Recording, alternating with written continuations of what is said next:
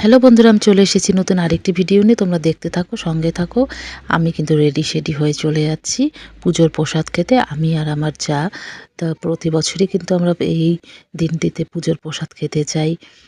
কালকে হয়েছে পুজো, কালকে ছিল শনিবার আর আজকে হলো রবিবার। তো রবিবার দিন 11টার দিকে আমরা চলে যাচ্ছি। এত রোদ, ভুল করেছি ছাতা আনিনি। সেদিন বাইকে ভুল করেছিলাম, সানগ্লাস নিইনি, আর আজকে ছাতা। আর তারপরে কিন্তু আমরা পৌঁছে গেছি, এখন ঢুকে যাচ্ছি। ঢুকেই কিন্তু মায়ের দর্শন। তো মাকে একটু প্রথমে দেখে নিলাম, প্রণাম করে নিলাম। তারপরে কিন্তু প্রসাদ খেতে বসে পড়েছিলাম আমরা।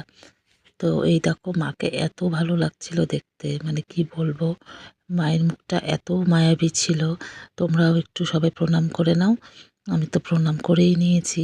তারপরে এই রোদের মধ্যে এসছি, মানে অস্থির লাগছিল, প্রচুর রোদ ছিল। তারপরে কিন্তু আমাদেরকে প্রসাদ দিয়ে দিল।